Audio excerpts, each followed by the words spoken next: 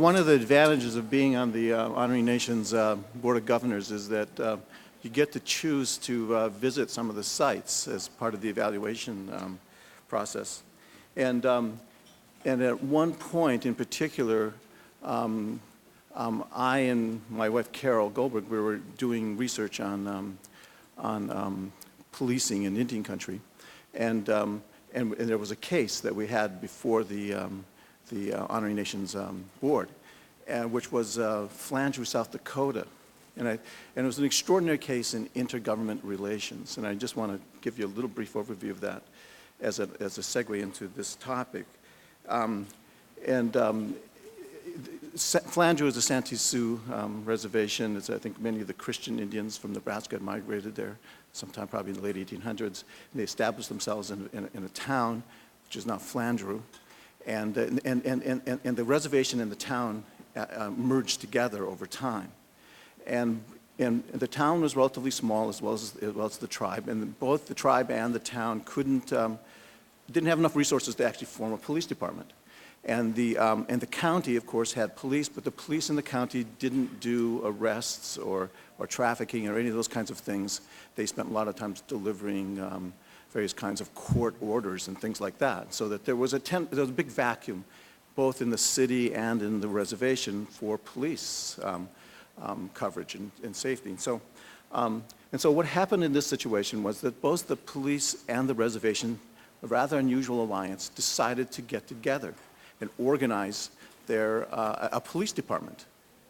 And what was rather unique about this was that the community was quite conscious, the Flandreau community was quite conscious that the reservation had its own jurisdiction, had its own government. And so this became a government-to-government agreement. It was a part-time, it was agreement for a certain amount of period of time. The tribe could get out of it if it felt that it was not serving its purposes. But together, they joined together to make a small police department, which, in fact, one of the previous speakers, actually, Ken James, is the chief of police there, and actually was one of the Honoring Nations honorees from a previous time. I can't remember, it was 2006 or something like that. And so I had the privilege of actually visiting and actually seeing this in action and seeing the relationships between the two governments and the respect that the police officers had. So for the jurisdiction of the tribes, for the tribe, if a person was in pursuit, if a police officer was in pursuit of someone, a traffic violation or a crime, and if the person moved into a tribal jurisdiction and the arrest was made in a tribal jurisdiction, then that case went to the tribal courts, and vice versa. And so I found that as an extraordinary example that this seemed to be very cooperative, very efficient. It created certain synergies between both communities. Both communities got better police service.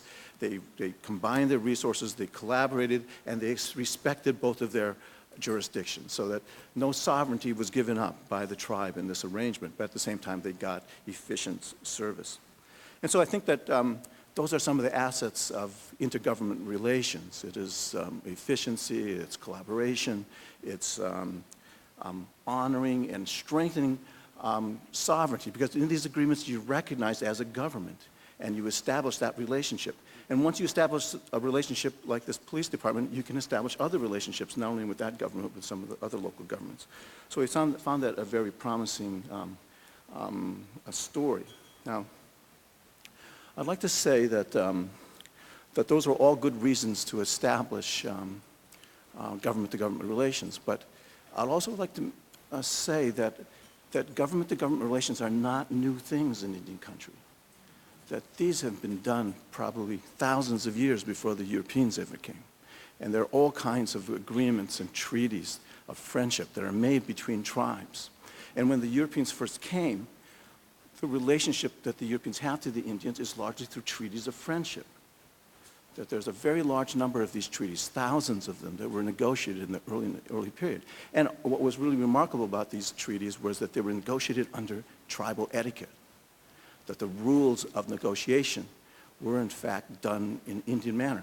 And in fact, some of those things, just to give you a little vignette, some of the features of those negotiations actually become part of American culture now. So if you ever watch C-SPAN and you see the, a Senate committee or even the open congressional, seating, and somebody will get up and say, well, the senator from Nebraska has 5 minutes, or sometimes they'll say, oh, I'll give 3 minutes to the senator from North Dakota, and so that rule is derived from the colonial period. It derives from the idea that if a person is speaking, no one else interrupts them.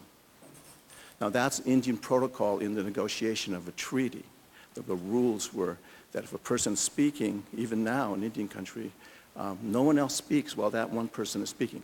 Now if you ever watch C-SPAN again and ever watch sort of like the British Parliament, and there's a very funny but very interesting session where the Prime Minister takes questions. And there's a lot of hooting and hollering and all kinds of stuff that goes on. It's actually kind of funny and it's kind of raucous, but it's not the protocol that emerged from the way that tribal communities do it, and in fact it's become the American tradition. And so, of course, as time has gone on, the rules of the game, the relationships, of course, the Indian communities in a very early period in the 1600s were in a position of power, and many of these treaties and things are actually recorded in the wampum belt, say, of the Iroquois and other methods among many of the other communities, wampum belts as well as birch bark writings and things. So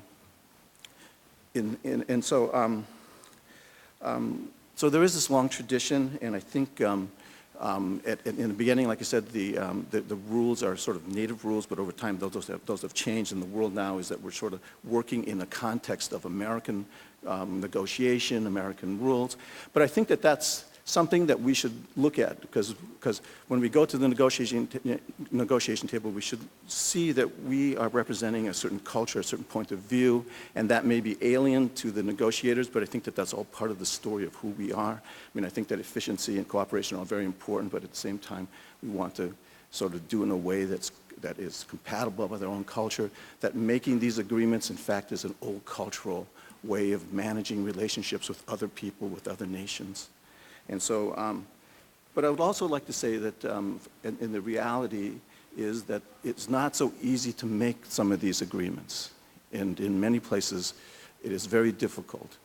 I would like to say take the example of California, where the tribes have been very unsuccessful of trying to make, say, cross-deputization agreements with county and state governments. And this probably has something a lot to do with the history of California. I understand in North Dakota the same thing, even though it's a federal government, tribal government. Often the outside police, the county and state police, don't recognize the tribal police, and that is in fact certainly a non-recognition of sovereignty. But and so California is a PL 280 state, and so there's also controversy about who has authority, and so that. So it's not so that these negotiations, I think people still continue to work on them and try to achieve them, are not easy to do. And so whenever we do get agreements that actually work, I think it is quite remarkable. And so I think we have a panel here today of people who have been able to make these kinds of agreements. And so we should pay particular attention, because I think there's great benefit in making these relationships. I think it's also culturally something that is deep in Native culture, to have respectful and consensual relationships with other communities. And I think that may not be the context of the only reason to make the agreements now. There may be, of course, other reasons, efficiency and things like that, and the Americans sort of have their own vision of how to make those arrangements, but that's all to be negotiated, and I think that's all part of the way that our communities have worked for many years.